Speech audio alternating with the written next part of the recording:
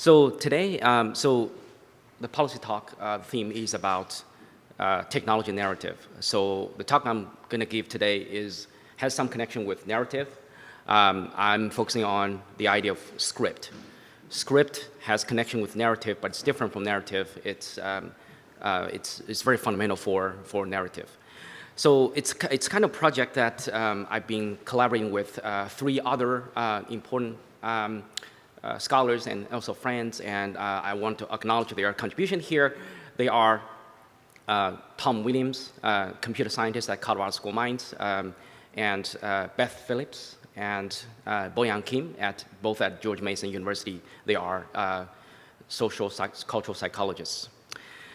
So the title of my talk today is called Technological Mediation and the Design of Robots as Moral Advisors. So in general, my group in particular is interested in this kind of idea since now we have to accompany technology, especially AI technologies, including robotics, and we have to think ways, how do we design these robots so that they can be team members with humans, but also responsible team members with humans. So we're designing, using different ways to design these socially capable robots. Our major goal is basically here that how the design of these socially capable robots can generate impacts on human teammates, especially in the morality area. In other words, can and should we design robots that can help us become better moral thinkers or even moral agents? So a little bit about the sort of like a philosophical background, and so here I introduce this kind of frameworks called technological mediation in the philosophy of technology literature. Many of you probably are familiar with. So the idea, the assumption about technology from this perspective is that technology is not value neutral. Right? It's nothing new to you. The idea of technology as is not value neutral, basically saying that technologies are not just static or neutral. They often act as mediators between humans and the world. They affect the way we see the world. They affect the way we act upon the world. Right? Like glasses. Right? Example could be as simple as glasses. Glasses mediate the way we see the world. Thermostat mediates the way we see the world. We don't really experience the so-called temperature itself. We experience temperature through thermostats. So these things in use, or technologies, often can, once they are in use, they often prescribe specific forms of actions or invite a particular group of actions. It's very similar to the script of theater play, which guides the sequence of events and actually dictates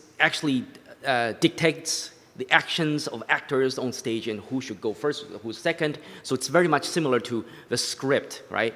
So from that perspective, any technology that is in use has some kind of script in it. So here I provided one example, which is this plastic. It's actually a plastic coffee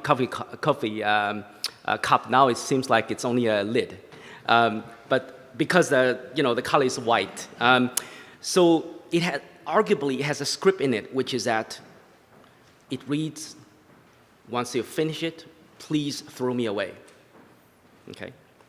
So there are other examples. Like another classic example here is that a speed bump. Right. A speed bump has a script when it's in use. The user reads it as keep your speed limit at a certain number or slow your car, otherwise it would damage your car, right? So all these kind of scripts are embedded into these technologies by engineers and designers. Now it has become really controversial then is, well, it could also happen that the script I as an engineer, I want to incorporate into the technology, but once it's being used, it's actually been interpreted or being translated differently by the users. That's a really important question, because if you design a script into this technology, you are hoping this technology can influence human behavior in a certain way. However, when it's being used, it doesn't really translate in the way as you expected that can generate ethical questions. One of the motivations for our project is actually to see whether technically it's possible if we incorporate script into a robot that basically convince humans to become moral persons will actually be translated in practice into actions. Remember, that's the assumption we have. But later I'll also tell you that kind of idea sometimes can also be dangerous. Okay, so the idea is that whether robots should serve as moral advisors. These actually came from, as Deborah elaborated on, a rich body of literature in human-robot interaction, but also in philosophy of technology, in STS, science technology studies, in many of these fields, and all say that robots are not value neutral. Robots, through their appearance, through their verbal communications, are often able to influence, persuade, or further create humans in different ways.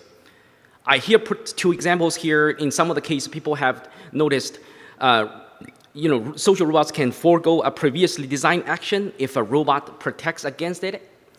When you're working with these robots, the persuasive capability of these robots has been shown to be especially powerful for social robots.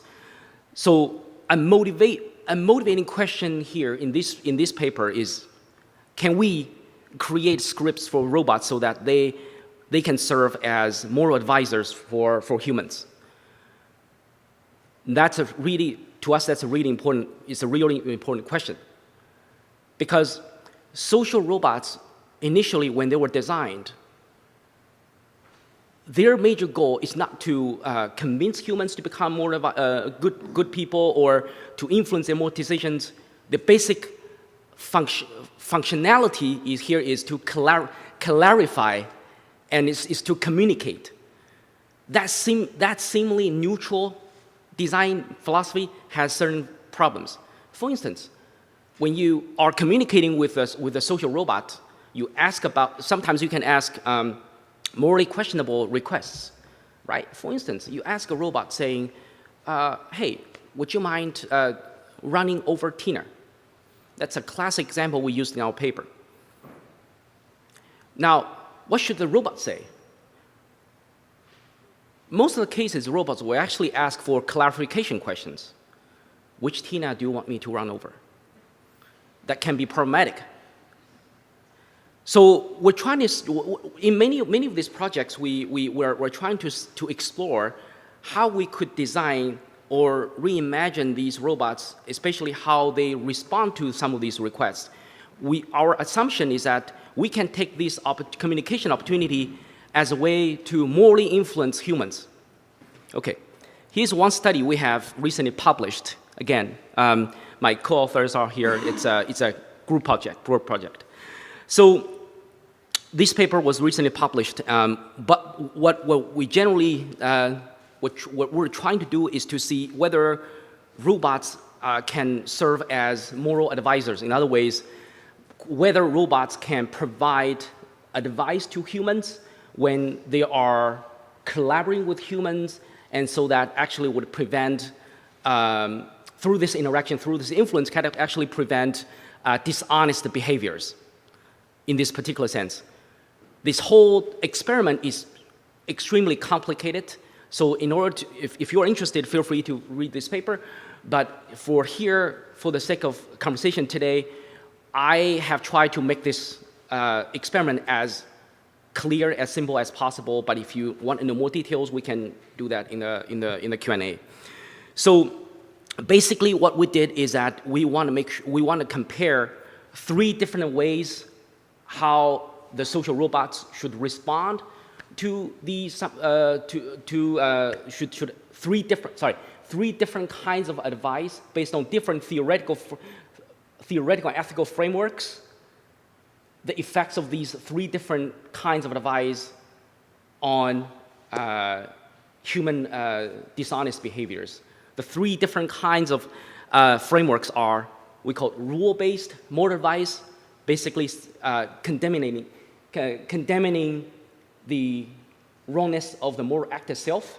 And there's an identity condition, which is condemning the identity of the wrongdoer themselves.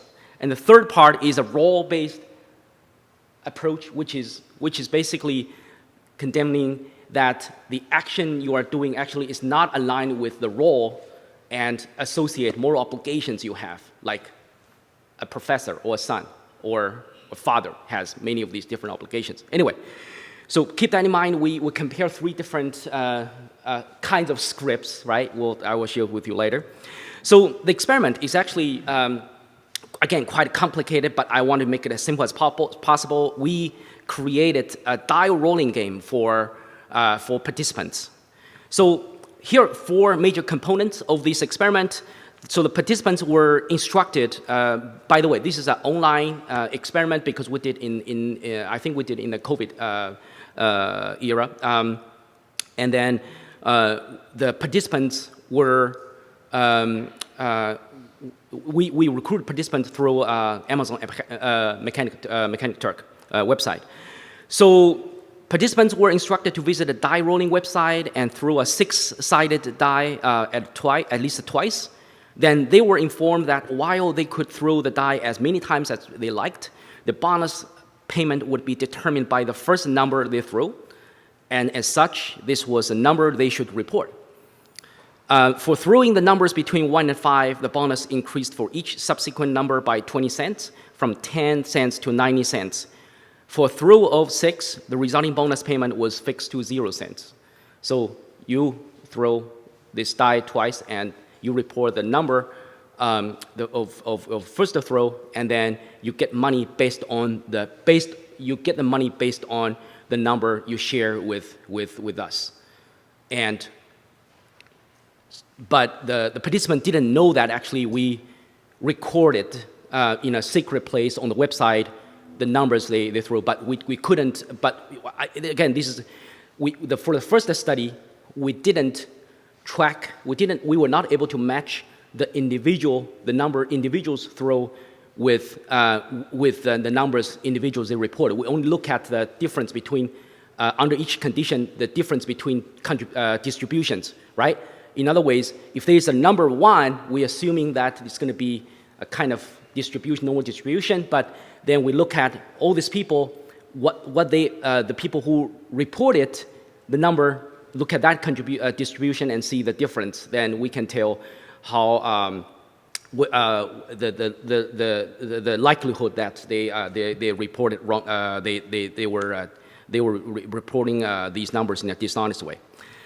So again, there were 4 different conditions. We like four different conditions we were looking at. There is we recorded like a video.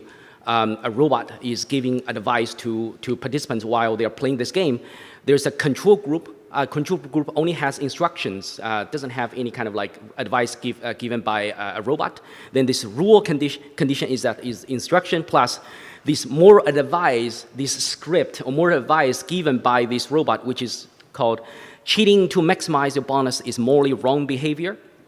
There's identity condition, which is you watch this, you listen to this instruction, and then there is followed by this advice based on the identity framework, which is to say cheating to maximize your bonus will make you a cheater. Now, the fourth condition is the role condition, is an instruction followed by this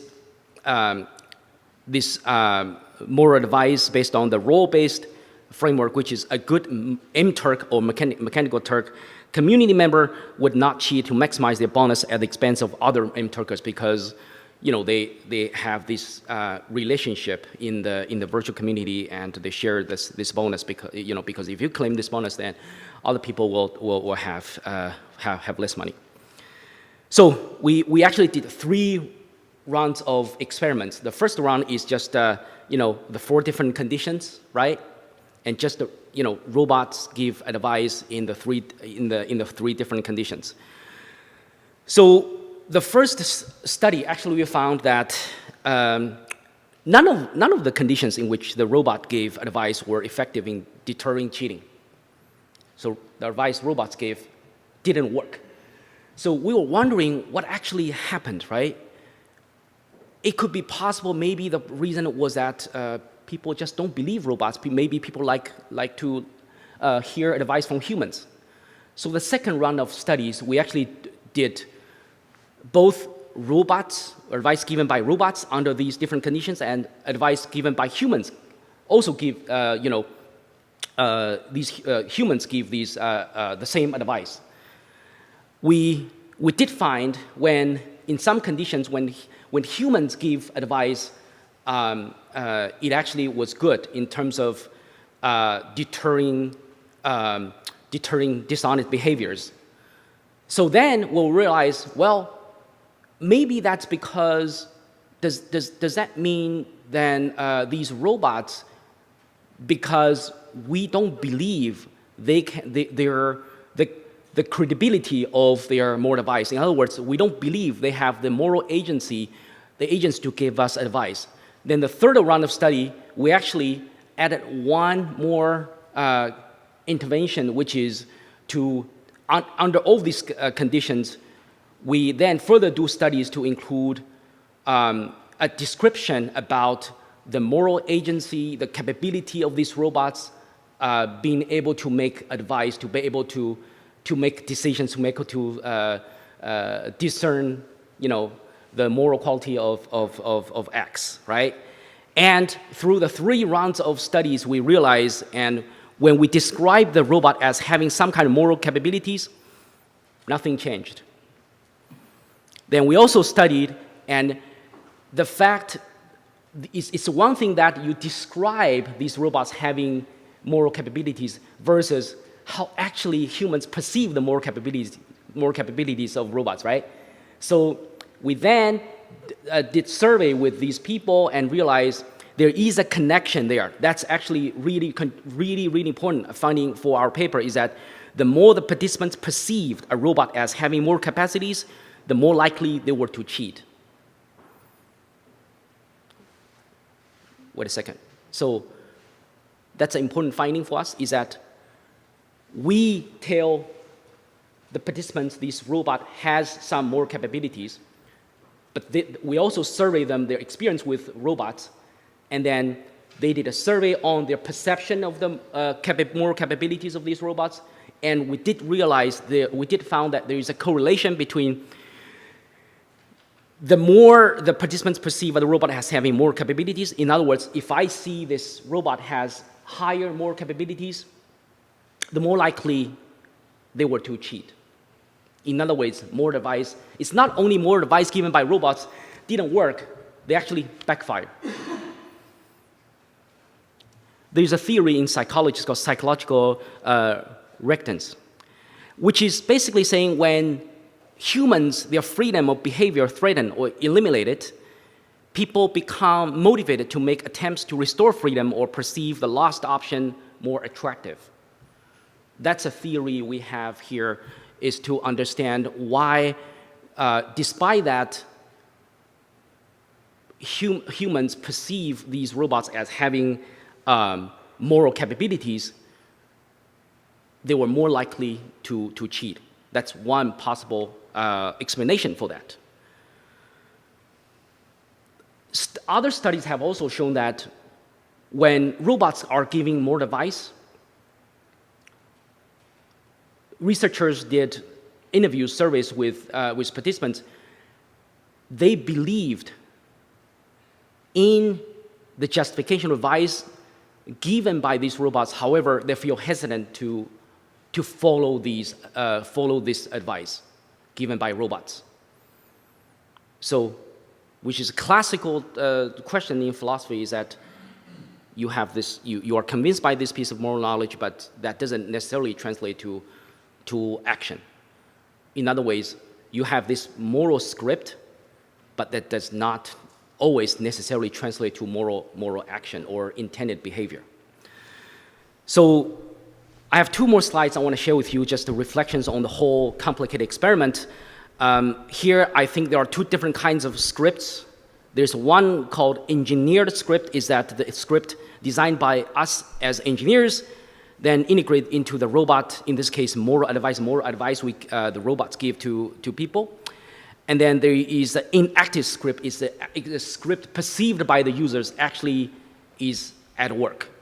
The script that appears to a user resulting from robots, it's a totality of the experience that the users actually engage with the robots. It's a combination of the robot's physical appearance, moral advice itself, human perception of robotic agency, and of course, very importantly, some moral psychological effects here.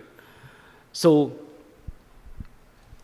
two takeaways I want to share here is that artificially designing scripts to influence human behavior can be challenging, sometimes can be dangerous.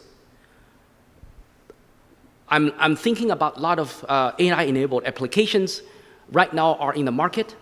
I don't know how much research, empirical ethics research they have done in terms of the impact of these technologies on humans, and whether some of these AI-enabled technologies will actually exert the influence on humans as they actually claim, right?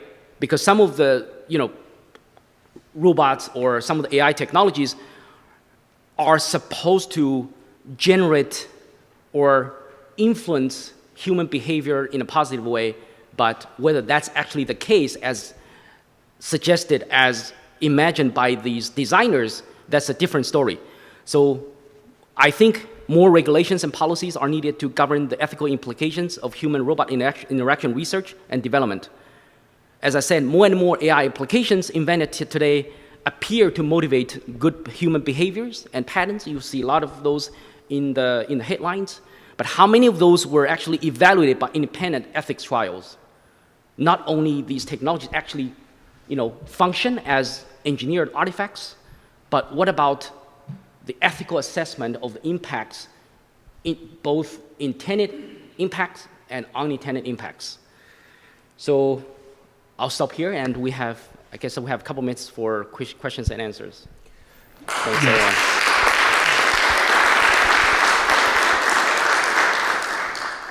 All right, hang on just a second. Whoever's going to ask a question, we have a mic for you. Okay, great. Great talk and you really interesting work. It strikes me that combat soldiers trust their combat robots and even anthropomorphize them to some extent because it saves their lives. That seems, and it's because of that very compelling narrative. Yes. But also speaks to, a demonstration of sort of moral action is much more convincing in any kind of instruction, and it could be the military context would be a real good place for you to look. Yes, that's an excellent point. Thank you so much. One of the limitations of our study, actually, I have to be honest with you, is these robots have not yet established any relationship with the participant. The participants have no connection with those people, not like the military context. They rely on each other in critical incidents. But we're trying very hard to see if we could maybe in the future establish new experiments in which these humans actually have had a relationship with the robots. That might be a different story. That's excellent advice. Also, fascinating talk. I think I have a very related question. Okay. I'm always very curious about work that relies on mechanical Turkers, because mechanical Turkers are coming to the platform with a very specific relationship to the platform, one which is sometimes very antagonistic to begin with. Yes. Right? And so you're engaging people in this experiment who are being taken advantage of by a largely automated system to engage in work that is barely keeping them alive, frankly. Right? And so I'm not surprised to see that these people would then respond to a robot asking them to act moralistically and say, up yours, basically. And so I'm wondering, as you're thinking about developing this project further, where else are you hoping to find your research subjects so that they're not coming with these sort of established scripts about what machines do for them? Yes, that's That's excellent suggestion. I think, again, another limitation of this study is that we were trying to, but we didn't do it well to look into the scripts or values brought by these participants, because as fundamental, I think many of the studies, at least the field I work in, often don't really examine critically the values brought by participants, whether we can actually examine the values of these participants, how the values actually affect the way they participate in the study. And we were, I think right now we have another study which is looking at students and also in person instead of doing it virtually. And I had actually a question. We were designing the role-based, remember we had this role-based condition, is the looking at basically inviting participants to reflect on their relationship with other M-Turkers. I had a question with designing this. I said, how do we know what kind of relationship they have, the motivation they came to this, to formulate this community, and what bonding actually they have. So we didn't examine that. That's a really good point. Yeah. There is some work on that I would love to. Yes. Yeah. That'd be wonderful. Yeah. All right, we have time for one more question, so I'm coming over here. Your first lucky. Okay. Thank you very much. So, in terms of the robot you use, when you say, for example, an input, is it just a sentence shown on the website? I mean, what is the person's experience on the capability of that robot to trust that robot in terms of any moral or high quality? For the army example, for example, they know that the capability of a robotic system, what they can do in what conditions, what is the performance level they can expect from that robot, so that they have already a trust or reliability depending on that.